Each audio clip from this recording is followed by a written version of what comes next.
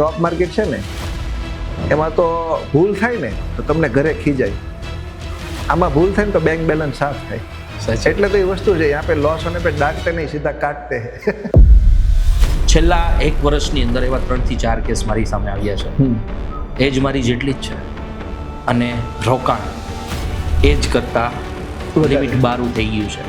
ગામ પાસેથી લઈને અલગ અલગ જગ્યાએ માસી માસા ફઈ ફુવા બધા લઈને રોકાણ કરી દીધું છે અને પછી કોઈ એક વ્યક્તિ બધું જ લઈ અને ઉઠામણું કરી ગયું છે.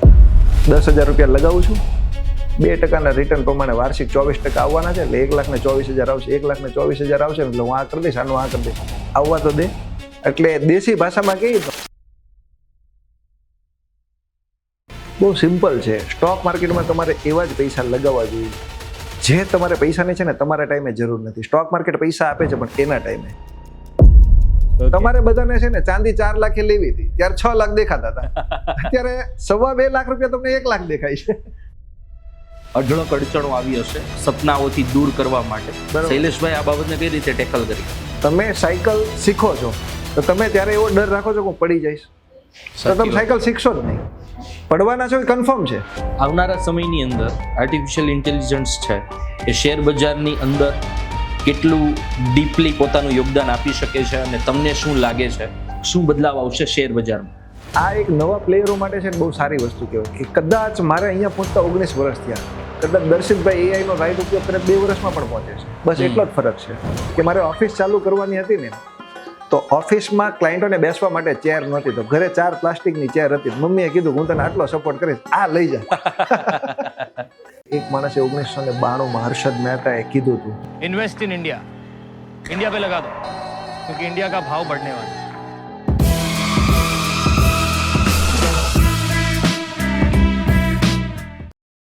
હાય, હું છું આપનો મિત્ર દર્શિત અને આજે કંઈક નવું થવાનું છે, કારણ કે ઘણું બધું શીખવા માટેની જે તલબ છે ને એમાં આજે કંઈક થોડોક ઉમેરો થવાનો છે. મારી સાથે એક વ્યક્તિ છે, ઘણા બધા લોકોએ મને જીવન જીવતા શીખવાડ્યું છે, ઘણા બધા લોકોએ મને જીવનના મૂલ્ય સમજાવ્યા છે, ઘણા બધા લોકોએ મારા એજ્યુકેશનને સવારવા માટે કામ કરાવ્યું છે.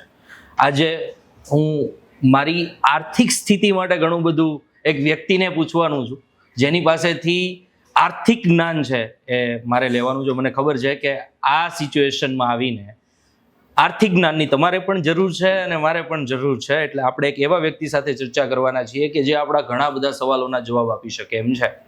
સૌથી પહેલાં તો હું તમને થોડીક હિન્ટ આપી દઉં. 1992ની અંદર એક વ્યક્તિ આવ્યો કે જેણે લોકોને સપના જોતા શીખવાડ્યું, જેણે લોકોને એવું શીખવાડ્યું કે બિઝનેસની બહાર નીકળીને પણ તમારા રૂપિયાનું યોગ્ય રોકાણ કરીને પણ તમે ઘણી બધી ઇન્કમ જનરેટ કરી શકો છો, તમારા પરિવારના સપનાઓ પૂરા કરી શકો છો. લાખો પરિવારે એ વ્યક્તિ ઉપર ભરોસો મૂક્યો. ભરોસો એટલા માટે મૂક્યો કારણ કે એમને એવું કીધું હતું કે નહીં, ખરેખર તમે બનાવી શકશો. પણ હકીકત વાત એ હતી કે જેને ગેમ રમતા આવડતી હોય અથવા તો જે એક ગેમ ધીરજથી શીખ્યો હોય એ જ એમાં રૂપિયા બનાવી શક્યો છે. તો આજે આપણી સાથે છે શૈલેષભાઈ પદમાણી, જેની સાથે આપણે ફાઇનાન્સ રિલેટેડ ઘણી બધી ચર્ચાઓ કરવાના છીએ. સાથે સાથે આજના સમયની અંદર શેર બજારનો વધતો વ્યાપ, સાથે સાથે યુથ છે એ શેર્સ બાજુ વધારે વળી રહ્યું છે, સ્ટોક માર્કેટ બાજુ વધારે વળી રહ્યું છે. તો અઢળક સવાલો છે, તમારા સવાલો છે એ મારા દિલ સુધી એમને પહોંચી જાય છે, એટલે તમારા પણ ઘણા બધા સવાલો હું અહીંયા પૂછી લેવાનો છું. પોડકાસ્ટ ખૂબ જ સારો જવાનો છે. ચાલો શરૂ કરીએ શૈલેષભાઈ પદમાણી સાથે. તો શૈલેષભાઈ, આપનું હાર્દિક સ્વાગત છે થેન્ક યુ અમારા પોડકાસ્ટની અંદર.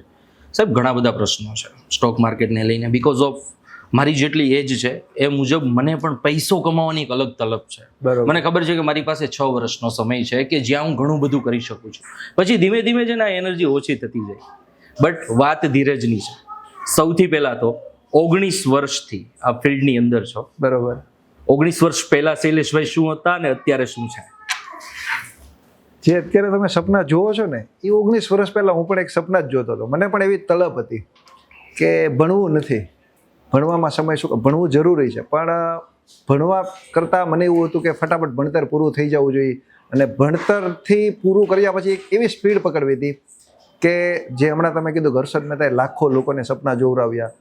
સપના જોવાની ના નથી, પણ સપના જુઓ ને એની સાથે ધીરજને પણ જુઓ. જો આ ફિલ્ડમાં આવવું હોય ને તો મેં સપના જોયા, મેં 19 વર્ષનો સ્ટ્રગલ કર્યો. આજે ગયણા ગાંઠા લોકોને ખબર હશે કે સ્ટ્રગલ ટાઈમમાં હું શું હતો, અને મેં એક સીડી કઈ રીતે 19 વર્ષની ચડ્યો છે. હવે લોકોને એમ જ છે કે શૈલેષભાઈ સક્સેસ થઈ ગયા છે અને આપણે પણ સેમ એજ કરવું છે, એવું નથી થતું.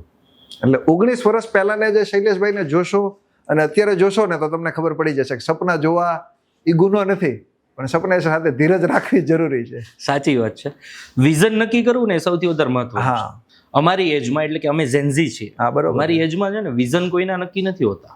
આજે સપનું અલગ છે, કાલે અમને કોઈ બીજું સપનું દેખાડશે અને એ સપના ઉપર અમે આગળ વધી જશું અને પછી એમાં ફ્લોપ જશું, ડિમોટિવેટ થશું અને ત્યાં ધીમે ધીમે બધું પતવા લાગશે. બરોબર છે. સપના જોવા એ મહત્વની વાત છે, પણ સપના ઉપર ટકી રહેવું એ પણ મહત્વની વાત છે. અઢળક અડચણો આવી હશે સપનાઓથી દૂર કરવા માટે. શૈલેષભાઈ આ બાબતને કઈ રીતે ટેકલ કરી? જો તમે એક મનમાં તમે એક નક્કી કરેલું છે કે સૌથી પહેલા તો હું જ્યારે ફિલ્ડમાં આવ્યો ને સ્ટોક માર્કેટમાં, ત્યારે પણ એક ક્રેઝ હતો, જે કોવિડ પછીનો ક્રેઝ હતો ને એનાથી પણ મોટો ક્રેઝ હતો. એટલે તમને ખબર છે 2008-9માં 7-8માં જ્યારે ડાયમંડમાં ખૂબ મંદી હતી અને એ સમયમાં સ્ટોક માર્કેટમાં આવ્યો. એ સમયમાં સાહેબ હું તમને 1-2 સવાલના જવાબ આપું એવી રીતે કહું ને તો મારે ત્યાં 1-2 ક્લાયન્ટ હતા. એની વાઈફને એમ કહેતા હતા કે તે ચેન પહેર્યો છે ને એ ચેન આપણે વેચી નાખી, એ સોનાના પૈસા આવે ને એના આર પાવરના આઈપીઓ ભરી દઈએ અને તને મંગળસૂત્ર ને સારામાં સારો હાર થઈ જશે. આ એક જોક તરીકે કહું છું. એ કદાચ જો એણે પ્રોપર રીતે ઇન્વેસ્ટમેન્ટ નહીં કર્યું હોય ને તો આજે પણ એને હાર કે મંગળસૂત્ર કંઈ નહીં હોય, ચેન ચાલ્યો ગયો હશે. કારણ શું હતું? નોલેજ નહોતું. તો એ સમયે બહુ મોટો ક્રેઝ હતો. એ સમયે હું આવ્યો હતો.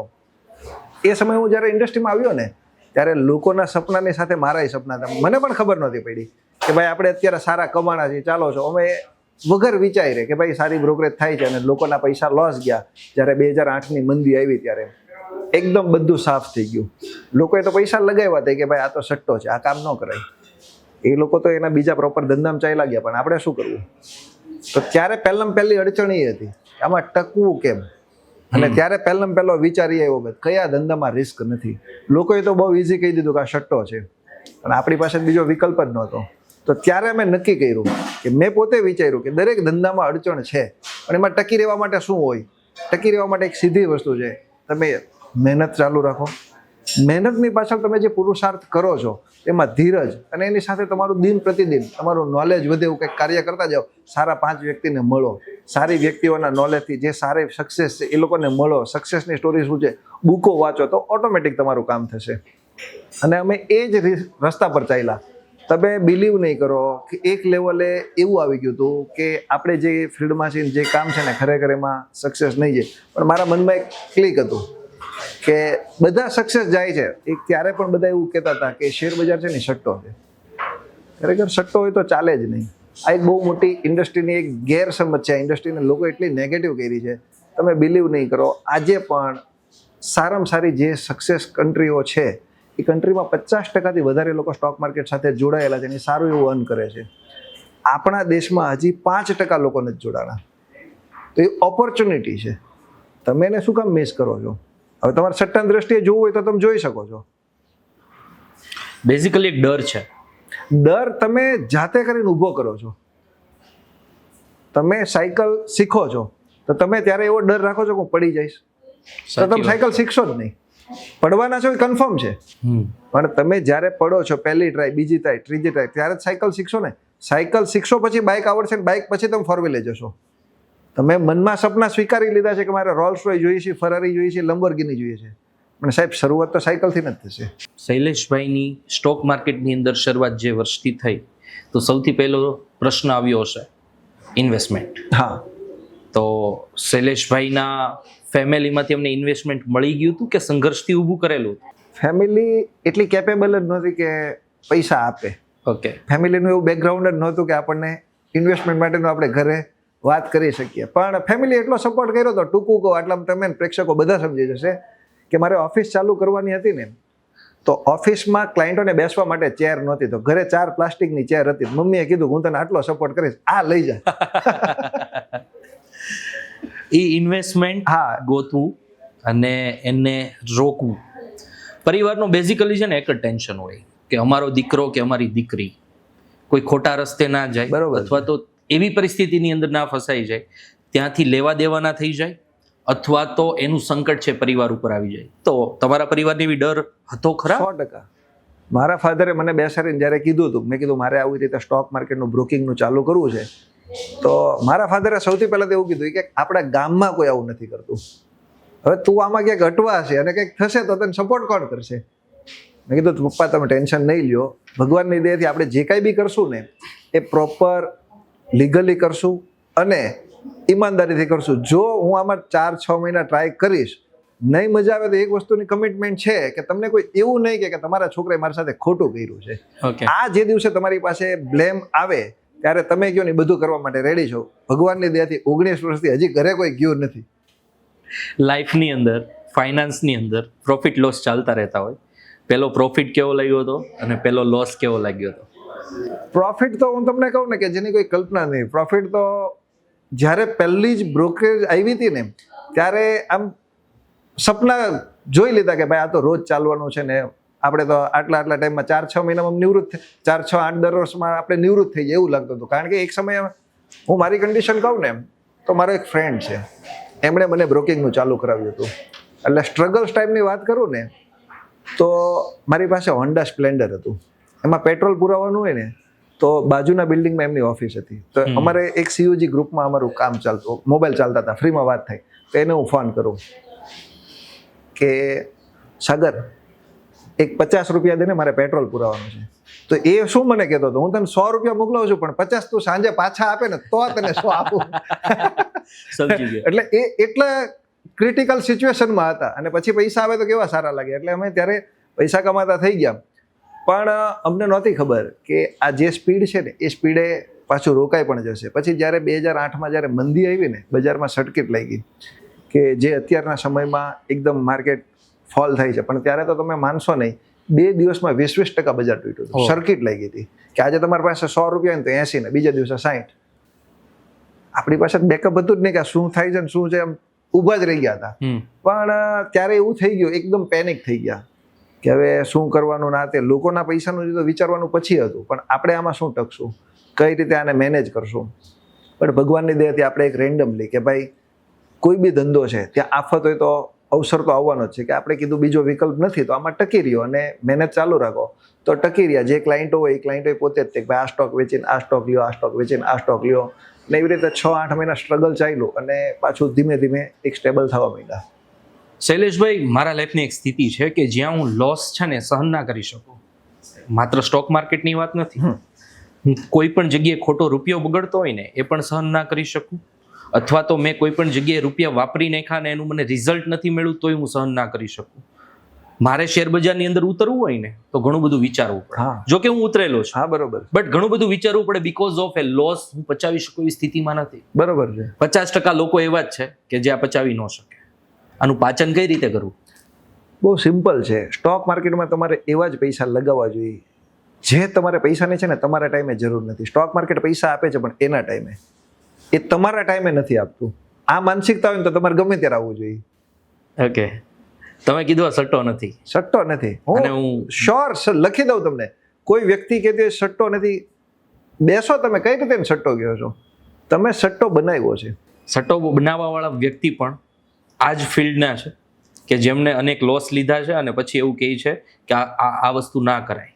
જો એ વ્યક્તિ જે કહે છે ને, એક દરેક માણસ છે ને એના વિચાર છે. આજે દર્શિતભાઈ જેટલું સ્પાઇસી ખાય છે ને એટલું હું નથી ખાઈ શકતો, તો આપણે એક ડિશિસ મગાવી છે તો તમે એવું કહી શકો કે યાર આ એકદમ ફીકું છે. ઓકે, તો હું જ્યારે એ પણ કહી શકું છું કે આ ખાવા લાયક પણ નથી, એકદમ તીખું છે, સ્પાઇસી છે. વસ્તુ તો એ જ છે, યસ, માર્કેટ એ જ છે. સમજી ગયો. તમે તમારી દ્રષ્ટિએ જોઉં છો, હું મારી દ્રષ્ટિએ જોઉં છું. જે તમને સટ્ટો લાગે છે ને એ મને ઓપોર્ચ્યુનિટી લાગે છે. અત્યારનું હું તમને રિસન્ટલી કહી દઉં, બજાર તૂટે છે, બધે આંકડા છે, તમારી પાસે આવ્યા છે કે 100 વ્યક્તિમાં 90 વ્યક્તિ પૈસા ગુમાવે છે, 10% પૈસા કમાય છે. તૂટેલો છું, રાઈટ. હવે અત્યારે તમે એમ વિચારતા છો કે SIP બંધ કરી દેવાય. યસ, અત્યારે ખરેખર ઇન્વેસ્ટમેન્ટની ઓપોર્ચ્યુનિટી છે. મને નથી ખબર કેટલું નીચે જશે, પણ વસ્તુ સસ્તી થાય ત્યારે જ લેવાની હોય. તમારે બધાને છે ને ચાંદી 4 લાખે લેવી હતી ત્યારે 6 લાખ દેખાતા હતા, અત્યારે 2.5 લાખ રૂપિયા તમને 1 લાખ દેખાય છે. રિયાલિટી, આ રિયાલિટી આ છે. ઓકે, અને પછી દર્શિતભાઈ નીચે જઈને કહે છે સ્ટોક માર્કેટ સટ્ટો છે, આપણે 4 લાખે ચાંદી લીધી 2 લાખ થઈ ગયા છે. મતલબ અહીંયા થિંકિંગનો અભાવ છે કે હું એવું માનું છું કે માર્કેટ તૂટ્યું છે, બટ જે રિયલ ગેમર છે એ એવું માને છે કે માર્કેટ તૂટ્યું છે તો ખરીદીનો સમય છે. ઓકે, એ સીધી વસ્તુ છે. એક વસ્તુ તમે સમજો, રિલાયન્સ ઇન્ડસ્ટ્રી છે અત્યારે એના ભાવ ડાઉન છે, તો સમય છે એ બંધ તો નથી થઈ જવાની ને. તો બજાર તૂટ્યું છે તો તમે એડવાન્સ ચાલી ગયા તો એ તમારો પ્રોબ્લેમ છે. ખરેખર તમે જ્યારે ઇન્વેસ્ટમેન્ટ કરવા આવ્યા ત્યારે તમારી પાસે 100 રૂપિયા હતા તો તમે એના પાર્ટ બનાવ્યા હતા 25, 30, 50, 100 ના. તમે એક સાથે 100 ને 125 દોસ્તારને 5000 લગાવી દીધા હતા. એ તો તમારો પ્રોબ્લેમ છે ને. શૈલેષભાઈ સાચું કહેજો, માર્કેટ તૂટ્યું છે એટલા માટે આજના પોડકાસ્ટમાં રેડ ટી શર્ટ પહેરીને આવ્યો છું. હવે કોઇન્સિડન્સ થી ભાઈ બધું થઈ ગયું છે. બાકી ખરેખર તો હું તમને કહું ને કે રેડ ટી શર્ટ અત્યારે તો પહેરું ને તોય લોકો એમ કહેતા કે આને તો બજાર ટેન્શન આપે છે ને આ ટેન્શન આપે છે. સિરિયસલી આ બહુ મોટી વાત છે અને લોંગ વિઝનની વાત છે. ધીરજ છે ને, ધીરજ એના ફળ મીઠા હોય એવું હંમેશાથી કહેવામાં આવે છે. બટ ધીરજની પણ એક સીમા હોય. એ સીમાઓ ઘણા બધા લોકો ઓળંગી શકતા નથી. આ માઇન્ડસેટને કંટ્રોલ કઈ રીતે કરવું આ ગેમની અંદર આવવા માટે ને ટકવા માટે. તમે જે ધીરજની વાત કરો છો ને, મેં આની પહેલા તમને કીધું કે તમે એવા પૈસા લગાવો જે પૈસા તમને છે ને દુઃખ નહીં આપે. કદાચ વહેલા મોડા આવે ને તો તમને 100% મળશે પૈસા. હું તમને એક એક્ઝામ્પલ સાથે સમજાવું.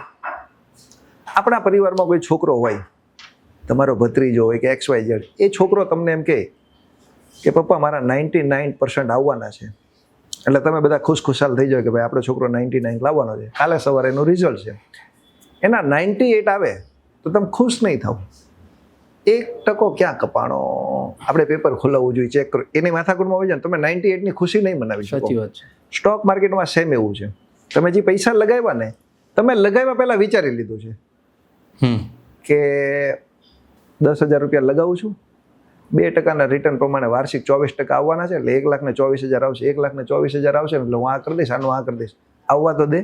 સાચી વાત છે. બજારમાં તમે ઇન્વેસ્ટમેન્ટ કરો ને એ પહેલા તમે રિટર્નની આશા રાખો છો, રાખવી પણ જોઈએ, પણ કેલ્ક્યુલેટેડ રિટર્ન હોવું જોઈએ. તમે રિલાયન્સ ઇન્ડસ્ટ્રીને એક ક્વાર્ટર ખરાબ જાય છે, અદાણીનું એક ક્વાર્ટર ખરાબ જાય છે, તો તમે એને કેમ એવું બ્લેમ કરો છો કે કંપની ખરાબ છે? સાચી વાત. તમે અહીંયાથી કૂદીને અહીંયાથી કૂદીને અહીંયા, અને આખું વર્ષ ફેલ થઈ જાય છે, એનું રિટર્ન આપે જ છે. ઓકે, તમે ત્યાં નથી ટકી રહ્યા. તમે ચોમાસાની સિઝનમાં દર્શિતભાઈને રેનકોટનો ધંધો સારો ચાલે છે, હું દિવાળીએ રેનકોટનો ધંધો ચાલુ કરું છું, ચાલવાનો છે? ન ચાલે. તો હું એમ કહું રેનકોટનો ધંધો ખરાબ છે? હા, તમે કહેશો કારણ કે મારા ભાગમાં નથી આવ્યો. હા, સાચી. એમાં રોંગ શું હતું? મારી ધીરજ હતી ને. ધીરજ હતી. હું ખરેખર 8 મહિના ત્યાંથી ટક્યો હોત તો મને લાભ મળવાનો હતો. બસ એ જ પ્રોબ્લેમ આમાં છે. ઝેન્ઝીઓ છે એ નવા રોકાણકારો છે. તમે ઝેન્ઝીઓને જોવો છો. અમારામાં અઢળક ક્રેઝ છે સ્ટોક માર્કેટનો. અમારી બેઠકોની અંદર ચા પીતા પીતા, કોફી પીતા પીતા બધી જ જગ્યાએ એક જ વાત ચાલે છે, સ્ટોક માર્કેટ. નવા રોકાણકારોને, ઝેન્ઝીઓને જ્યારે તમારી પેઢી જોવે છે ત્યારે શું ફીલ કરે છે અને અમારામાં કેટલો દમ છે આ સ્ટોક માર્કેટમાં ટકવાનો? જો તમારામાં છે ને, બહુ ક્લિયર કહું ને, દમ તો છે. ખરેખર આ બજારને જે તમે કોવિડ પછી સમજો, કોવિડ પછી તમે લોકો એક વસ્તુ બહુ પરફેક્ટ રીતે સાબિત કરી છે કે જ્યારે વડીલો છે ને એવું કહેતા હતા સ્ટોક માર્કેટ સટ્ટો છે, અને એક લેવલે ઝેન્ઝી છોકરાઓએ સાબિત કર્યું છે એ સટ્ટો નથી, એ ખરેખર ઇન્વેસ્ટમેન્ટ છે. સારી કંપનીના તમે ઇન્વેસ્ટમેન્ટ કરો તો સારા પૈસા આવે છે. તમારી ધીરજ, તમારું રિસર્ચ, તમારું કેલ્ક્યુલેશન નથી તો તમારા ભાગમાં નથી આવતું. એટલે માની લો 10 ઝેન્ઝી અંદર એન્ટ્રી કરે છે ને, તો હું પાછો શ્યોર છું કે એમાંથી 5-7 સક્સેસ જાય જ છે. અત્યારે તમે માર્ક કરી લેજો, ઝેન્ઝી જેટલા જે બી યંગ જનરેશન છે ને, એને તમે પૂછશો ને શું બનવું છે, કોઈને ડોક્ટર, એન્જિનિયર કાંઈ નથી થવું, બધાને CA અને CFA જ થવું છે, બધાને ફંડ મેનેજર જ બનવું છે. કારણ એને ખબર પડી ગઈ છે કે પૈસા અહીંયા છે. એટલે એ તો ડિફરન્ટ છે અને અમને દેખાય છે કે ખરેખર આજે નહીં તો કાલે, કાલે નહીં તો 5 વર્ષ પછી આ ઇન્ડસ્ટ્રીને ઉજળી કરશે તો તમારી જનરેશન જ કરશે. તમારી વાત 100% સાચી કે અમારી જનરેશન ઉજળી કરશે, પણ અમારામાં છે ને ધીરજ નામનો શબ્દ નથી. સંબંધો હોય, લાઈફ હોય કે પછી સ્ટોક માર્કેટ હોય, ધીરજ નામનો શબ્દ અમને પસંદ નથી. આ અમારી રિયાલિટી છે. તો આ ધીરજ રાખવી છે ને એ અમારા માટે બહુ અઘરી વસ્તુ છે. કઈ રીતે રાખવી ભાઈ, કઈ રીતે? પણ ધીરજ તમને કહું ને, આ સ્ટોક માર્કેટ છે ને કોઈ કંઈ કહેવાનું જ નહીં. ઓકે, માર્કેટ સવાર 9:15 ચાલુ થાય ને 3:30 રિઝલ્ટ આપી જ દે છે. ધીરજ ઓટોમેટિક આવી જાય.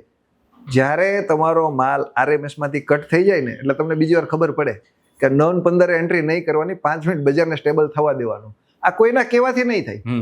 જ્યારે પોતાને જ્યારે પૈસા જાય ને, આ એક જ ફિલ્ડ એવી છે કે આમાં ઠોકર ખાવાથી આમ થાય કે એવું કાંઈ નથી. આમાં તો સીધી જ વસ્તુ છે. એક બહુ સારી વસ્તુ છે, મારા વોટ્સએપમાં આવ્યું હતું. સ્ટોક માર્કેટ છે ને એમાં તો ભૂલ થાય ને તો તમને ઘરે ખીજાય. આમાં ભૂલ થાય ને તો બેંક બેલેન્સ સાફ થાય. સાચી એટલે તો એ વસ્તુ છે, યહાં પે લોસ હોને પે ડાંટતે નહીં, સીધા કાટતે હે. ઓકે. એટલે આ ધીરજ ઓટોમેટિક આવી જાય જો તમારી ઇન્ડસ્ટ્રીમાં ટકવું હોય તો, તમે એ રીતે એને ફોલો કરો તો. અમારામાં મને છે ને ફાઇનાન્સ રિલેટેડ ઘણા બધા ઇસ્યુ હતા કે એકવાર તમારી ઇન્કમ છે ને એ પ્રોસેસ થાય અને ધીમે ધીમે વધતી જાય, એમ ઘણા બધા ઇસ્યુ આવે. તો શરૂઆતની અંદર છે ને મારે એવું થતું કે ઇન્કમ આવે, ઇન્કમનો ફ્લો આવે તો હું વાપરી બહુ નાખતો, હું એને યુઝ બહુ કરતો મારી સ્કિલ્સમાં અથવા તો મારી પર્સનાલિટીની અંદર, શોર શરાબાની અંદર, ફોન્સની અંદર, ઇક્વિપમેન્ટ્સની અંદર, બધી જ અંદર. પછી મને મારા લાઈફની અંદર એક વ્યક્તિ આવ્યો જે મારી સાથે બેઝિકલી લો કરે છે. ત્યારે એમણે મને એવું કીધું કે આનું ઇન્વેસ્ટમેન્ટ થાય, અને સૌથી પહેલાં એસઆઈપી નામનો શબ્દ મારી સામે આવ્યો. પરફેક્ટ છે. દર મહિને હું એસઆઈપી કરું છું, બટ ઘણી બધી વખત એવું લાગે હું ફાયદો આ એસઆઈપી કરીને દર મહિને કપાઈ છે, આવતું કાંઈ નથી. અને એના કારણે ઘણી બધી વખત છે ને મને રાત્રે એવો વિચાર આવે કે આજ પૈસા કાઢી લઉં અને એને ક્યાંક બીજી જગ્યાએ રોકી દઉં. તો આવું મારી એકની સાથે જ થાય કે ખરેખર બધા સાથે? બધા સાથે થાય. એ તો માર્કેટ છે, એ તો તમને લલચાવે છે કે તમે નીકળી જાઓ, એટલે જે પેલા 10% શાંતિથી બેઠા છે ને એને ખીચામાં પૈસા આવી જાય. તમારી એક સાથે નહીં, બધા જ સાથે થાય. એ જ તમારી કસોટી છે, તમારી પરીક્ષા જે છે કે તમને લાલચ આપે છે. તમે એક વસ્તુ સમજી લેજો, જે તમને એવું દેખાય છે કે આ 1,000, 2,000, 5,000, 10,000 એસઆઈપી થી શું થાય છે, પણ તમને ખબર છે તમે કેટલું મોટું વટવૃક્ષ વાવો છો. એક તમે સિમ્પલ ભાષામાં તમને કોઈક વ્યક્તિને એમ કહો કે ભાઈ ખેતી કરવી છે, તો તમે એમ કહો કે ભાઈ આ વસ્તુ વાવી દે, કાલામાં આવી જશે ને પરમ દિવસે વેચાઈ જશે, તો તમે કરો ને. ચંદનનું ઝાડ પાકતા કેટલી વાર લાગે? બહુ વર્ષો લાગે. પૈસા કેવા આવે? ગજબ. બસ એસઆઈપી એવું જ છે. અત્યારની જે પરિસ્થિતિ છે ને શૈલેષભાઈ, એ પરિસ્થિતિમાં છે ને અઢળક લોકો ભવિષ્યવાણીઓ કરે છે. જેને ભવિષ્યવાણી કરવાની ખબર નથી પડતી એ લોકોય ચાર ટપરીએ બેઠા બેઠા એ વાતો કરે છે કે જો ટ્રમ્પે આમ કરી નાખ્યું ને એટલે માર્કેટ આમ, ટ્રમ્પે આમ કરી નાખ્યું ને એટલે માર્કેટ આમ. ખરેખર એનું પોતાનું કોઈ રોકાણ નથી હોતું. તો આવી ભવિષ્યવાણીઓ ઉપર કેટલો વિશ્વાસ રાખવો, અને લોકોમાં જે વાતચીતો હાલે છે હાલના યુદ્ધને લઈને અથવા તો કરંટ અફેર્સને લઈને, એની શેર બજાર ઉપર શું અસર છે, હકીકત અસર શું છે, એ જાણવું છે. જો હકીકત અસરમાં તો અત્યારનો જે સિચ્યુએશન છે ને, ખરેખર સિચ્યુએશન બહુ ખરાબ છે, પણ એનો મતલબ એવો પણ નથી કે તમે બજારમાંથી દૂર વહી જાઓ. બજારમાં આજે સારી કંપની છે, જે ફંડામેન્ટલ સ્ટ્રોંગ છે, જે ખરેખર એના વગર જીવવું શક્ય નથી. ફરી એકવાર કહું કે એવી કંપની છે કે જેના વગર જીવવું શક્ય નથી, એવી કંપનીમાં તમે ઇન્વેસ્ટમેન્ટ કરો શું વાંધો છે? આજે તમે એમ કીધું કે તમે એક સમયે પૈસા કમાતા હતા, ત્યારે તમે શું શરાબામાં પૈસા વાપરી નાખતા હતા. તો એનાથી બેટર તમને ભલે નહીં જેવું રિટર્ન આપતું હોય ત્યાં તમે ઇન્વેસ્ટમેન્ટ કર્યા હોય તો કામ આવે કે નહીં? સાચી વાત છે. તો સેમ બજારમાં એવું છે કે તમે રિટર્નની લાલચ નહીં કરો. બજારમાં એવી જગ્યાએ એવા પૈસા ઇન્વેસ્ટમેન્ટ કરો, આજે નહીં તો કાલે, કાલે નહીં તો પરમ દિવસે રિટર્ન આપશે આપશે ને આપશે. આ યુદ્ધ રોજ ચાલશે? સાચી વાત, નહીં ચાલે. આનો અંત તો છે ને, 4, 6 મહિના, વર્ષ, 2 વર્ષ તો રિટર્ન તો આપવાનું જ છે. ઓકે. તો ત્યારે તમારે એક જ વસ્તુ વિચારવાની છે, તમે જે પૈસા લગાવો છો ને એ પૈસા આજે નહીં તો કાલે એમાં જોડાઈને જ આવવાના છે. આ માઇન્ડસેટ રાખો ને તો જ. બાકી અત્યારે તમે એમ કહો કે ભાઈ મને એવું લાગે છે 15 દિવસમાં યુદ્ધ બંધ થઈ જશે અને 20 દિવસમાં બજાર રિટર્ન થઈ જશે ને આવતા મહિને તો આપણે છે ને લગભગ પૈસા જ પૈસા થઈ જવાના, તો એવો ઇન્વેસ્ટમેન્ટ નહીં કરતા. ઓકે. 19 વર્ષથી આ ફિલ્ડનો અનુભવ છે તમને, તો ઘણા બધા ખાસા ફેરફારો થયા હશે. આ દેશની અંદર ઘણા બધા ફેરફારો થયા છે, ડેવલપમેન્ટ થયું છે. એ પછી હરેક ક્ષેત્રની અંદર હોય. શેર બજારને લઈને ભૂતકાળ કેવો હતો, વર્તમાન કેવું છે અને ભવિષ્ય કેવું જોવો છો? આ તો મારી પહેલા તમે જે પોડકાસ્ટની શરૂઆતમાં જ કીધું કે એક માણસે 1992માં હર્ષદ મહેતાએ કીધું હતું કે શેર બજાર આ છે, એણે કીધું હતું ઇન્ડિયા પે પૈસા લગા દો. હજી આપણો સમય આવવાનો જ બાકી છે. ઓકે. આ એક અવસર છે, જો તમે એન્ટ્રી કરતા હોય ને તો એક અવસર છે. ઓકે. હવે તમે તરવા જતા જ નથી ને બહાર ઊભા ઊભા જેમ કહેશો પાણી બહુ ઠંડુ છે ને બહુ ઊંડું છે તો તમે વાતો જ કરો. પણ તમારે હર્ષદ મહેતાના ડાયલોગ વાળો રિસ્ક હે તો ઇશ્ક હે, પણ સાવ એમાંય નહીં, પણ તમારી કેપેસિટી પ્રમાણે તમારે આવવું તો પડશે જ. તમે પોતે, હું તમને એક એક્ઝામ્પલ સમજાવું, તમે ભવિષ્યની વાત કરો છો, તમે કેટલા વર્ષ મહેનત કરશો? 5, 10, 15, 25? તમારી કરતાં તો અમારા જનરેશનની કેપેસિટી બહુ ઓછી છે. મારા ફાધરની એની કેપેસિટી એની કરતાં મારી ઓછી, મારી કરતાં તમારી ઓછી છે. ડ્રીમ તમારા મારી કરતાં વધારે છે, તો તમારે કંઈક તો એવું ઊભું કરવું પડશે ને. સાચી વાત. તો એનો રસ્તો આ જ છે. તમે ક્યાંય પણ પૈસા લગાવો, ડાયરેક્ટ ઇનડાયરેક્ટ પૈસા અહીંયા જ આવશે. ગમે ત્યાં પૈસા લગાવો. આ એક જ જગ્યા એવી છે કે તમને ઓપન પ્લેટફોર્મ છે, ઓપન ચાન્સ છે, તમારે જે કરવું એ કરો. પણ પૈસા તો આમાં લગાવવા જ પડશે. આજે કાલે ડાયરેક્ટ ઇનડાયરેક્ટ બધા જ માણસોને ખબર છે, પણ હાથમાં નથી આવતું ને એટલે આપણે એમ કે જે ખરાબ છે. હું ડૉક્ટર ન બન્યો નથી, એ સાયન્સ લેવાય જ નહીં યાર. ડૉક્ટરને કેટલું હેડ, ભાઈ તું નથી બન્યો એટલે લાગે છે. તું કોમર્સ વાળો હતો ને એટલે આર્ટ્સ વાળો પછી કોમર્સ વાળા ઉપર બ્લેમ કરે. કોમર્સ લેવાય જ નહીં યાર, એમાં બહુ ભાઈ આપણા લાયક નથી ને એટલે એમ સ્વીકારી લે ને ભાઈ કે ભાઈ આપણે એમાં સક્સેસ નહોતા ને એટલે એ ફિલ્ડના શું કામ બદનામ કરો છો? ભાઈ ડર છે. ડર કઈ વાતનો છે ખબર છે? અમારી જનરેશનની અંદર હું ઘણા બધા લોકોને કાઉન્સેલિંગ કરું છું, ડિપ્રેશનમાંથી બહાર લાવું છું. તો એવું નથી કે ખાલી પ્રેમમાં તૂટેલા લોકોને જ કાઉન્સેલિંગની જરૂર પડે, શેરમાં તૂટેલા લોકોને પણ કાઉન્સેલિંગ વધારે જરૂર પડે. વધારે જરૂર પડે. છેલ્લા 1 વર્ષની અંદર એવા 3 થી 4 કેસ મારી સામે આવ્યા છે. એજ મારી જેટલી જ છે અને રોકાણ એજ કરતા લિમિટ બારું થઈ ગયું છે. ગામ પાસેથી લઈને અલગ અલગ જગ્યાએ માસી, માસા, ફઈ, ફુવા બધાય પાસે લઈને રોકાણ કરી દીધું છે અને પછી કોઈ એક વ્યક્તિ બધું જ લઈ અને ઉઠામણું કરી ગયું છે. આના કારણે છે ને અમારી જનરેશનના જે લોકો છે ને બહુ તૂટે છે. તમે જે કીધું ને 100% સાચી વાત છે કે આ સટ્ટો નથી. પણ અમે એને સટ્ટો શું કામ સમજી બેઠા છે? કારણ કે આવા લોકોએ અમને ક્યાંક ને ક્યાંક રંગ દેખાડી દીધો છે. એના હિસાબે તમને સટ્ટો લાગે. યસ, આ બાબત છે ને બહુ અઘરી છે અમારા માટે. આને કઈ રીતે જોવો છો? હું તમને સાચું કહું ને, આ ફિલ્ડ એવી છે કે સૌથી પહેલા તો તમે, આપણે કોઈનું નામ નહીં, તમે જેમ કીધું ને, કોઈ બી માણસ આવી રીતે અનાપ શનાપ રીતે ફસાણા હશે ને એને પૂછજો, એનું રિસર્ચ કરજો. છેલ્લે તમને સ્ટોરીમાં શું જાણવા મળશે? એક તો લાલચ. ઓકે. બીજા નંબરમાં એણે છે ને જાતે કંઈ જ નહીં કર્યું હોય. મામા, માસી, ફઈ, કાકા, પાપા, જેની પાસે જે પૈસા મળે લઈને સીધા પાસવન જ કર્યા છે. ભાઈ તમારે ગાડી ચલાવવી છે તો તમે તમારી ગાડી ચલાવો ને. સાચી વાત છે. તમે બીજાને પૈસા શું કામ આપો છો? મને નથી ખબર રાઈટ છો કે રોંગ છો, પણ મારી દ્રષ્ટિએ મને એટલી ખબર પડે, આપણા પૈસાના આપણે માલિક હોવા જોઈએ. તમારી પાસે પૈસા હોય તો તમે મને એમ કહો કે શૈલેષભાઈ આ પૈસા તમે તમારા એકાઉન્ટ્સમાં રાખો, એમાંથી જે ઇન્ટરેસ્ટ આવે ને ઇન્ટરેસ્ટ મને આપી દેજો. હું એમ કહી દઈશ કે સારું આપી દઈશ. તમે આપો ખરા કે તમારા એકાઉન્ટમાં રાખો? મારા એકાઉન્ટમાં રાખો. બસ આમાં એવું જ છે. મારે એક બેંકમાં એકાઉન્ટ છે, એ બેંકમાં છે ને દર મહિને 2% ફિક્સ ઇન્ટરેસ્ટ આપે છે. લાવો તમારા લાખ રૂપિયા મને આપી દો, હું તમને 2% દર મહિને ઇન્ટરેસ્ટ આપી દઈશ. તો તમારે તમારા વાર્ષિક 7% FD કરવી જોઈએ, દર મહિને 2%ના લોભમાં મારી સાથે કામ કરવું જોઈએ. FD કરવી જોઈએ. બસ એ તમે જે કહો છો ને ડિપ્રેશનમાં જાય, એ 12%, એ 12 મહિને 2%ના લોભે આવ્યા હતા. મારા એકાઉન્ટમાં ખરેખર બેલેન્સ જ નથી. મને આમાં છે ને ક્યાંક ને ક્યાંક એજ્યુકેશનનો અભાવ લાગે. એજ્યુકેશનનો અભાવ નથી, માહોલ છે, દેખાદેખી છે. એજ્યુકેશન તો બધાને ખબર જ છે. બટ મારું થિંકિંગ ક્યાંક ને ક્યાંક એવું કહે છે કે જેવી રીતે આપણને બાળપણથી હરેક ધોરણની અંદર જે સબ્જેક્ટ ભણાવવામાં આવ્યા ને, એમાં કદાચ આવો એકાદો સબ્જેક્ટ ફાઇનાન્સ રિલેટેડ જો ઇન્ક્લુડ હોત કે જેમાં અમને છે ને ખાલી પૂરતી માહિતી આપવામાં આવી છે કે સેબી હોય, આ રીતનું ચાલતું હોય, આ રીતે શેર્સ થતા હોય, પણ એની ડીપલી જો ઇન્ફોર્મેશન કે માહિતી અમારા એક્ઝામિનેશનમાં જ હોત તો અત્યારે કદાચ અમે જે મૂવ કરી રહ્યા છીએ ને એમાં કાંઈક ને કાંઈક બદલાવ હોત અથવા તો ઇમ્પ્રુવમેન્ટ હોત, એવું મારું માનવું છે. તો તમે એવું માનો છો કે એજ્યુકેશનની અંદર આ સેગમેન્ટનું કંઈક અલગ મહત્વ હોવું જોઈએ? હોવું જોઈએ. હું ના નથી પડતો, પણ હું એને એવું પણ કહું છું. તમને શું લાગે મારું ક્વોલિફિકેશન શું હશે? શું હશે? કેટલું છે? તમે એવું જે ભારપૂર્વક પૂછ્યું છે, જો હું તમને બહુ સ્પષ્ટપણે બુકમાં હોવું જ જોઈએ તો શું હોવું જોઈએ? હું પર્સનાલિટીથી જજ કરવાવાળો વ્યક્તિ તો નથી, બટ તમે જે રીતે મને આન્સર કરી રહ્યા છો ને એ મુજબ તમે કાં તો ગ્રેજ્યુએટ અથવા તો પોસ્ટ ગ્રેજ્યુએટ તો હોવા જ જોઈએ.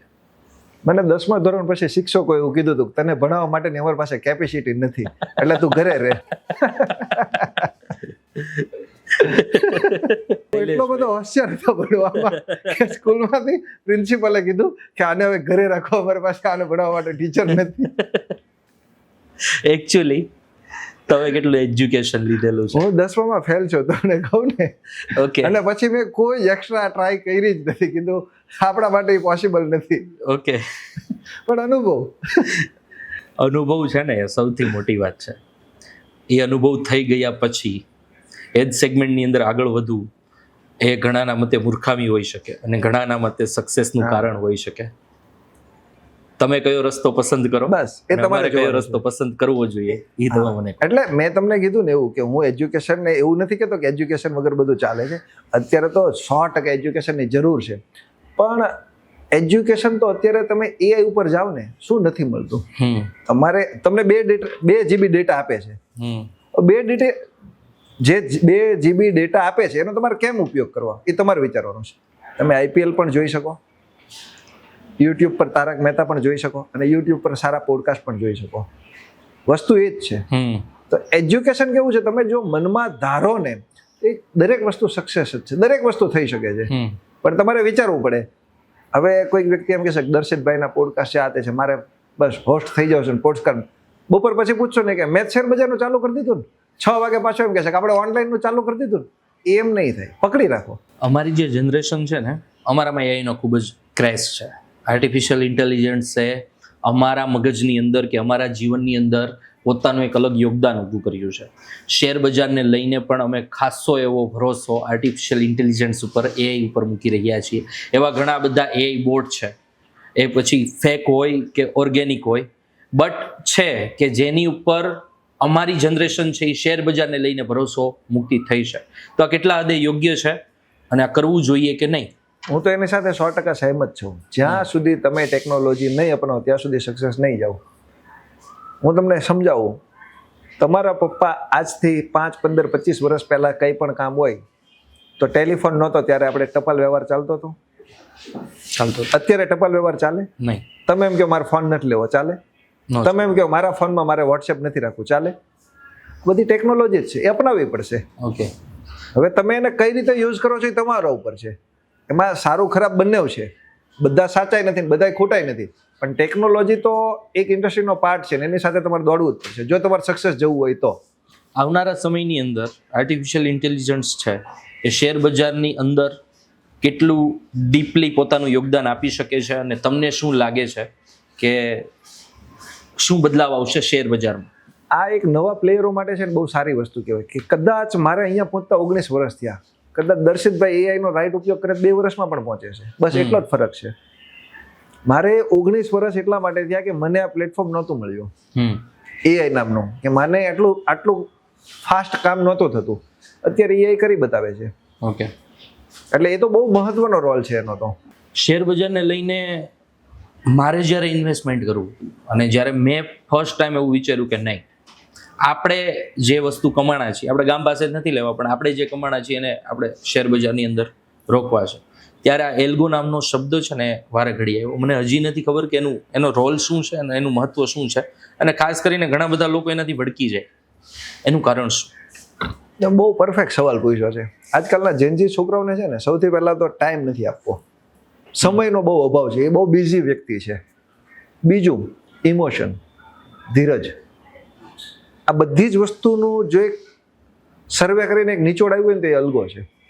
તમારી પાસે સમયનો અભાવ છે, રિસ્ક મેનેજમેન્ટ નથી, તમારે પ્રોપર વેલ્થ મેનેજમેન્ટ માટે જો તમારે આપણે દેશી ભાષામાં કહીએ કે તમારી પાસે બહુ શિડ્યુલ બિઝી છે તો તમે સેક્રેટરી રાખો કે તમે મેનેજર રાખો કે ભાઈ એ તમારો શિડ્યુલ બનાવી દે ને કે સાહેબ આ ટાઈમે તમારે આ કરવાનું છે, આનું આમ છે, તો તમારી પ્રોપર ચાલે. સેમ એ જ રીતે તમે તમારો વર્કનો આખો જ ફ્લો એલ્ગોને આપો, એ તમારા વતી કામ કરશે. Emotionless. તમે એક એક્ઝામ્પલ સાથે સમજાવો. મુન્નાભાઈ MBBS પિક્ચરમાં ડોક્ટર અસ્થાનાએ કીધું હતું કે એ એની છોકરીનું ઓપરેશન નહીં કરે, હાથ ધ્રુજશે. જ્યારે તમે કોઈ સ્ટોકમાં એન્ટ્રી કરો છો તો એમાં થોડાક લોસે બહાર આવવાનું છે, થોડાક પ્રોફિટે બહાર આવવાનું છે. એ તમે જે તે સમયે ડિસિઝન પરફેક્ટ હતું, પણ એક કન્ડિશનમાં તમે ડિસિઝન નહીં લઈ શકો તો ત્યારે અલ્ગો તમને કામ આપશે. ઓકે. તો તમે જે પ્રમાણે કીધું એ તો એક સારી વસ્તુ થઈ. 100% સારી વસ્તુ છે. તો લોકો ભડકે છે કેમ? ભડકવામાં 2-3 વસ્તુ છે કે તમે એને કમાન્ડ આપો એ રીતે છે કે આજે બીજા એક્ઝામ્પલ સાથે સમજાવું કે તમે મર્સિડીઝ કાર લ્યો છો તો મર્સિડીઝ કારમાં એવું લખેલું છે કે અમુક સેકન્ડમાં 100ની સ્પીડે જાય, 200ની સ્પીડે જાય. સામે દિવાલ છે ને તમે લીવર આપી દો તો શું થાય? તો તમે બહાર ભડકાવશો એવું? મર્સિડીઝ લેવાય જ નહીં યાર. આપણે વેગેનર હોત ને તો ધીમે ધીમે ત્યાં ભટકાય ત્યાં સુધી બ્રેક મારી દે. આ મર્સિડીઝ તો યાર સેકન્ડોમાં ચાલી ગઈ. એ એક ફેસિલિટીનો પાર્ટ છે, પણ ક્યાં એક્સિલેટર આપવું, ક્યાં ચલાવવી એ તમારા ઉપર કંટ્રોલ હોવું જોઈએ. એલ્ગો સેમ એવું છે. તમે જે કમાન્ડ આપ્યા છે એ જ કર્યું છે, તમે એલ્ગો ઉપર બ્લેમ નહીં કરો. ઓકે. માની લો કે અત્યારે 10 કરોડ લોકો શેર બજાર કરે છે, કાલ સવારે 20 કરોડ લોકો એ કરતા થાય, એની પછી 30 કરોડ લોકો આ વસ્તુ કરતા થાય, તો આમાં તો કોમ્પિટિશન જેવું કંઈ આવતું નથી, છે જ બટ નહીં. એની શેર બજાર ઉપર કોઈ અસર પડે ખરા? મજા છે. શેર બજાર સવારમાં ચાલુ થાય ને ત્યારે તમને કે લેવાની પણ છૂટ છે ને વેચવાની પણ છૂટ છે. તમને જાણીને નવાઈ લાગશે, દરેક હાઈ ભાવે તમે લ્યો છો તો કોઈક વેચે છે, તમે વેચો છો તો કોઈક લે છે. એક્સચેન્જ જ છે. તમને જે વસ્તુ ખરાબ દેખાય છે કોઈકને સારી દેખાય છે. આજની તારીખમાં પણ તમે શેર્સ વેચો છો તો કોઈક લે છે. સાચી વાત છે. આજે આપણે વિચારી લીધું કે બજાર બહુ તૂટી ગયું, તમે માલ વેચો તો કોકે લીધો છે ને. જ્યારે તમે એમ કીધું કે મને બહુ પૈસા મળે છે, મારે વેચી દેવું છે, કોકને સારું લાગે છે, કોઈકે તો લીધું ને. 90% લોકો શેર બજારમાં લોસ કરે છે, આવી એક વાત સતત ને સતત માર્કેટમાં ચાલતી રહી છે. મને છે ને ઘણીવાર એવું લાગે છે કે ના એટલું બધું તો લોસ નહીં કરતા હોય, બટ અમુક વાતો સંતાડીને રાખવામાં આવતી હશે. જે પ્રોફિટ કરે છે ક્યારેય બહાર જ નહીં આવતા હોય. તો આવું હોઈ શકે ખરા કે એક માન્યતા છે એ ચોખ્ખી છે કે 90% લોકો તો લોસ કરે જ છે? બની શકે એમાં 92-95 પણ થઈ શકે. કારણ કે જે પૈસા કમાય છે ને એ ક્યાંય બોલતા જ નથી. ઓકે. જે તોડે છે ને જે પેલું કરે છે એ લોકો જ માર્કેટિંગ કરે છે. મેં તમને હમણાં કીધું કે માર્કેટ છે ને તમને આફત સમજો તો આફત ને અવસર સમજો તો અવસર, એ તમને બંને રીતે ઓપોર્ચ્યુનિટી આપે છે. હવે તમારે કઈ રીતે લેવાનું તમારે વિચારવાનું છે. તમે જેવું કીધું કે 90-95% તમે 1 રૂપિયામાંથી 10 રૂપિયા કમાવો છો ને તો તમે તમારા ગ્રુપમાં બધાને કહી દેશો કે માર્કેટમાં મેં કાલ આવી રીતે કર્યું તો તમે બધા જ આવું કરજો, અને તોડશો ને તો તમે બધાને કહી આ કરતા જ નહીં, આ બંધ થઈ. બહુ શાંતિથી જે લોકો ઇન્વેસ્ટમેન્ટ કરે છે ને એ ક્યારેય નથી કહેતા. ઓકે. એ એના વિઝન પ્રમાણે ચાલે છે, લોંગ જર્ની જ ચલાવે છે અને 100% એમાં સક્સેસ જાય છે. ઓકે. શેર બજારને લઈને મારે તમારી પાસેથી જે પણ કાંઈ મારા એવા સવાલો હતા ને એ મેં પૂછી લીધા. હવે મારે લિટરલી એ જાણવું છે કે શૈલેષભાઈ પદમાણી પોતે શેર બજારની અંદર કઈ રીતે કામ કરે છે? મારું પોતાનું ડિમેટ જ નથી, મારો 1 રૂપિયાનો ઇન્વેસ્ટમેન્ટ જ નથી. તો કઈ રીતે? હું લોકોને સર્વિસ આપું છું. ઓકે. આ સર્વિસ શું છે? આ સર્વિસ છે મારું અલ્ગો પ્લેટફોર્મ છે. એઝ એ હું મારી જર્ની મેં ચાલુ કરી હતી બ્રોકિંગ ફર્મથી. બ્રોકિંગ ફર્મમાં તમે શેર્સ લ્યો, તમે કહ્યું મારે લઈ દેવાના, તમે કહ્યું મારે વેચી દેવાના, તમારું જે પ્રોફિટ લોસ જે બી હોય પણ મને એક મારા બ્રોકિંગ કમિશન આવ્યા કરતું હતું. પણ પછી મારા ફાધરે મને જેવું કીધું કે ભાઈ તું જે કમિશન તો સારું કમાય છે પણ તું કંઈક એવી વ્યવસ્થા ઊભી કર કે તારે ત્યાં જે ઇન્વેસ્ટમેન્ટ કરે છે એ પણ કંઈક સારા પૈસા કમાય તો તારું લાંબુ ચાલશે. તો એના પાર્ટ ઉપર મેં રિસર્ચ કરતાં મેં મારા ટૂંકા એજ્યુકેશનને હિસાબે મારી પાસે જેટલું સર્વે થઈ શક્યું એટલું કરીને એક નિચોડ એવું આવ્યો કે અત્યારે અમે અલ્ગો ટ્રેડિંગ કરાવીએ છીએ. તો અલ્ગો ટ્રેડિંગમાં કેવું છે, એક તો ઇમોશન નહીં હોય, એક રિસ્ક મેનેજમેન્ટ હોય, એક ટાઈમ તમારે નથી આપવાનો. તો એનાથી કંઈક અંશે લોકો એની કેપેસિટી પ્રમાણે સારું એવું અર્ન કરે છે કે અમે પણ હેપી છીએ, અમારા ક્લાયન્ટો પણ એમાં હેપી છે. ઓકે. ટ્રેડિંગ અને ઇન્વેસ્ટિંગ આ બંને વચ્ચેનો ગેપ શું છે? ટ્રેડિંગ એટલે એવી વસ્તુ છે કે આજે 10માની એક્ઝામ પૂરી થઈ અને કાલે તમારે 12મું પતાવી દેવું છે, કોલેજે પતાવી દેવું છે, માસ્ટર ડિગ્રી લઈ લેવી છે. 1 વર્ષમાં બધું જ કરી લેવું છે. ઇન્વેસ્ટમેન્ટ એવું છે કે 10મું પૂરું થયું પછી 11મું પણ કરવું પડે, 12મું પણ કરવું પડે અને કોલેજના 3 વર્ષ પણ કરવા પડે. 5 વર્ષની જર્ની એ ઇન્વેસ્ટમેન્ટ છે. અને 1 જ વર્ષમાં કોલેજે પતાવી દેવી છે અને 12મું પતાવી દેવું છે, એ ટ્રેડિંગ છે. હું તૈયાર છું મારા રૂપિયાનું રોકાણ કરવા માટે, હું તૈયાર છું ધીરજ રાખવા માટે, હું તૈયાર છું લોંગ ટર્મ માટે ઇન્વેસ્ટમેન્ટ કરવા માટે. શૈલેષભાઈ પદમાણી મને કઈ રીતે હેલ્પ કરશે? તમારે જે વિઝનથી તમે 1 લાખ રૂપિયા તમે લગાવો છો તો સૌથી પહેલા તમારે મને એ કહેવાનું છે કે 1 લાખ રૂપિયા મારી પહેલા તમારી પાસે શું ઓપ્શન હતો? એફડી નો હતો, મ્યુચ્યુઅલ ફંડ નો હતો, શું ઓપ્શન હતો? તમારી પાસે એફડી હતું તો તમારી પાસે સિમ્પલ વસ્તુ છે કે એફડી હતું તો 7-8% વધારે વાર્ષિક રિટર્ન નથી આવવાનું. તમે એમાં સેટિસ્ફાઈ હતા તો શૈલેષભાઈ તમને 10% વાર્ષિક રિટર્ન આવે ને એવો જ પ્રોગ્રામ સેટ કરીને આપશે. ઓકે. અને આના માટે મારે કરવાનું શું? તમારું જ ડિમેટ છે, કંઈ જ નથી કરવાનું. તમારા જ ડિમેટમાં મારું જે ટેકનોલોજી છે એ કનેક્ટ થઈ જશે ને મારા તમારે કંઈ નથી કરવાનું. તમારા ફોનમાં ટાઈમ હોય તો જોજો, મારું જે એલ્ગો છે એ કામ કરશે. મતલબ મારા રૂપિયા મારે શૈલેષભાઈ નથી આપવાના? બિલકુલ નહીં, ક્યારેય આપવાય નહીં જોઈએ. શૈલેષભાઈ ને કોઈને નહીં. કદાચ કોઈને ખરાબ લાગે મને નથી ખબર, પણ હું બહુ સાચું કહેવા વાળો માણસ છું એટલે લોકોને નથી ગમતો. એટલે મને એ ટેન્શન તો નહીં રહી કે મારા રૂપિયા શૈલેષભાઈ પાસે છે. બેઝિકલી આ ટેન્શન એટલા માટે હમણાં છે ને, આ તો જાહેર પોડકાસ્ટની બાબત છે પણ ઇમોશન્સમાં આવીને મેં રૂપિયા ગુમાવ્યા છે. બરાબર. બહુ સિરિયસ વાત છે કે ઇમોશન્સમાં આવીને મેં રૂપિયા ગુમાવ્યા છે. એટલે હવે મારા રૂપિયાને મારે કોઈ ઉપર વિશ્વાસ રાખીને રોકવા હોય અથવા તો કોઈને આપવા હોય ને તો દર્શિત કુરાટ 100 વાર વિચાર કરશે. હા, 100%. એટલે મને એ વસ્તુની ખુશી છે કે મારે તમને રૂપિયા નથી આપવા. અને હું તો તમને કહું ને કે તમે નહીં કે કોઈ પણ ઇન્વેસ્ટરને એના પૈસા એની પાસે જ રાખવા જોઈએ, એના ડિમેટમાં જોવા જોઈએ. ઓકે. આજે તમે લોસ કરો કે પ્રોફિટ કરો એ મેટર જ નથી. કારણ કે ઘણીવાર એવું થાય છે, હજારો કિસ્સા મારા પાસે એવા આવેલા છે કે આજે દર્શિત કોરાટે શૈલેષભાઈને 1 લાખ રૂપિયા આપ્યા હતા. દર્શિત કોરાટે સારો સ્ટોક લીધો છે. દર્શિત કોરાટના મનમાં એમ જ છે કે એનો સ્ટોક લીધેલો છે ને 100 રૂપિયા, 200 રૂપિયા, 300 રૂપિયા, 500 રૂપિયા, 1000 રૂપિયા થઈ ગયો છે. પણ શૈલેષભાઈએ ટ્રેડિંગ કરીને બધા જ શેર્સ વેચી નાખેલા છે. દર્શિત કોરાટના 1 લાખના 10 લાખ રૂપિયા થાય છે. એ એમ કહે છે કે સ્ટોક વેચવાનો છે. ત્યારે હું મારું નાટક ચાલુ કરું છું, આપું છું, કરું છું, કરાવું છું. શું કામ એવું કરો છો? તમે તમારા પૈસાના માલિક છો. તમે તમારા જ એકાઉન્ટમાં કરો ને કામ. પ્રોફિટ લોસ જે બી થાય તમે તમારા પૈસાના માલિક બનો, ગુલામ નહીં બનો. મારે છે ને એક મોટો ભાઈ જોતો છે કે જે મને સલાહ આપે, મને સહકાર આપે. કાલ સવારે હું તમે કીધું એ પ્રમાણે કરી દઈશ બધું. મારા રૂપિયાનું ઇન્વેસ્ટમેન્ટ પણ કરી દઈશ. શૈલેષભાઈ મારા મોટા ભાઈ બનશે ખરા? 100% બનશે. પણ હું મોટો ભાઈ બનીને કોઈ તમારા ઉપર ઉપકાર નથી કરવાનો. શૈલેષભાઈ તો તમને ખાલી આંગળી ચિંધ્યાનું પૂન છે કે એમાં બહુ ટેકનિકલ રીતે તમે જોવા જાવ ને દર્શિતભાઈ, તો એમાં એવું રોકેટ સાયન્સ નથી.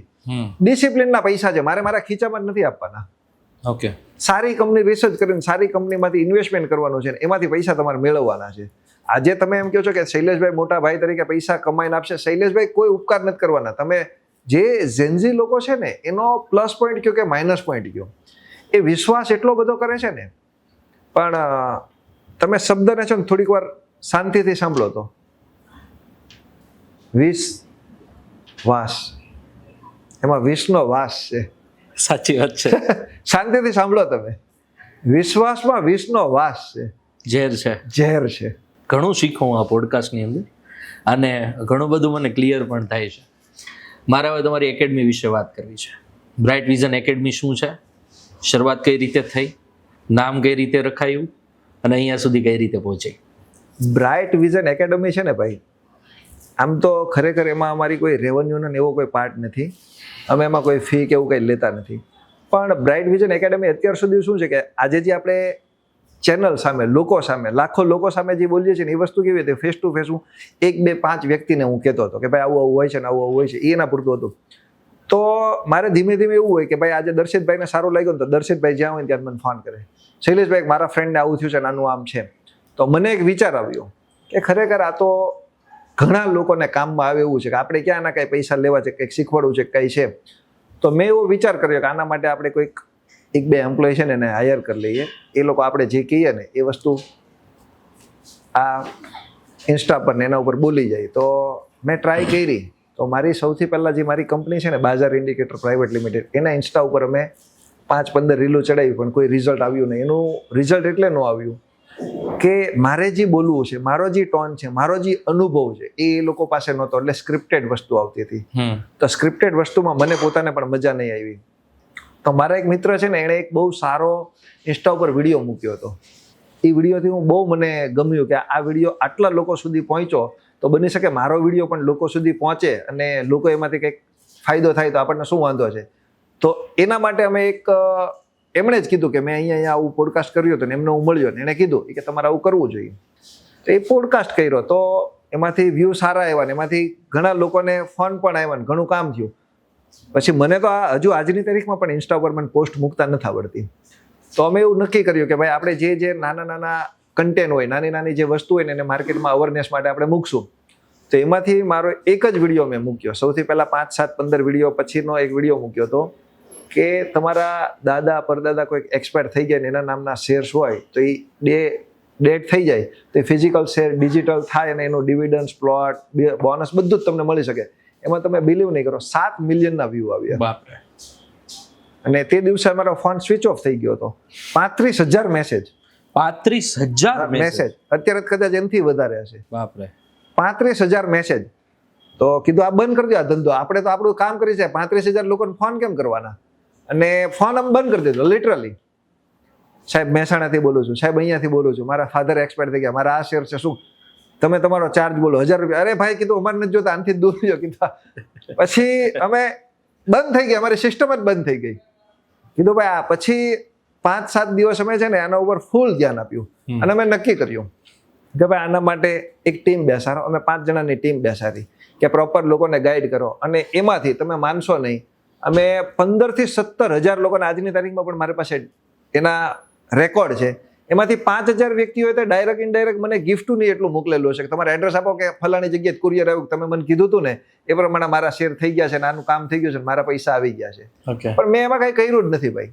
ગવર્મેન્ટની એક લિંક હતી, ગવર્મેન્ટની લિંક મેં કીધું તમે આના ઉપર જોઈને તમે ચેક કરી લો, તમને જે તમારું છે એ મળી જાય છે. તો મેં તમને કીધું ને હું કંઈક કરતો નથી, પણ એક નોલેજનો અભાવ છે અને મારી પાસે હાવ ફ્રીમાં પડ્યું છે, અમે બાટીએ છીએ.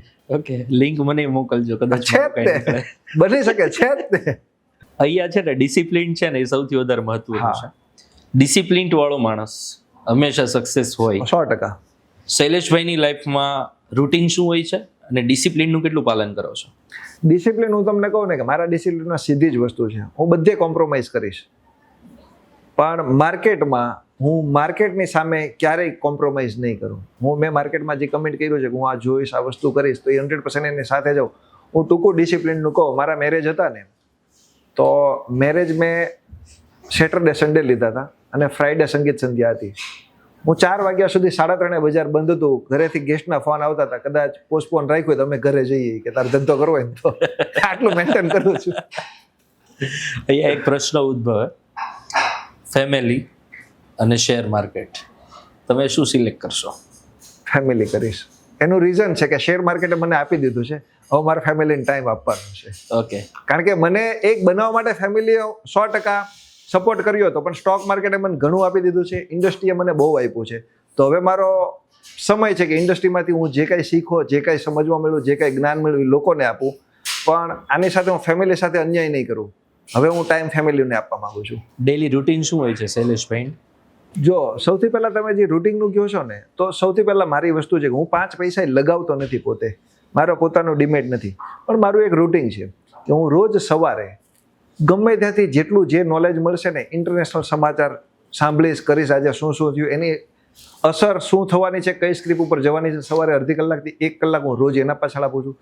સાંજે જ્યારે હું સુવા જાઉં છું એની પહેલાં આજે જે સમાચાર હતા એમાંથી આપણે જે સર્વે કર્યું તેના ઉપર શું ઇફેક્ટ આવી છે, એ 2 વસ્તુ મારે પૈસા નથી લગાવવા, છતાં પણ હું માર્કેટની સાથે, દેશ દુનિયાની સાથે હું જે વિચારું છું સાચું છે ખોટું છે ને એને સાબિત કરવા માટે હું ડેઈલી નોલેજ લઉં છું. અને એ હું તો આજ તમને નહીં, દર્શક મિત્રોને બધાને કહું છું કે તમે સ્ટોક માર્કેટ સાથે જોડાવ કે નહીં જોડાવ, પણ રોજ માર્કેટ રિલેટેડ, ફાઇનાન્સ રિલેટેડ રોજ એક ન્યૂઝ ગોતશો. આ તમે એક ગાંઠ બાંધી લો, 100% આજે નહીં તો કાલે તમને કામ આવશે.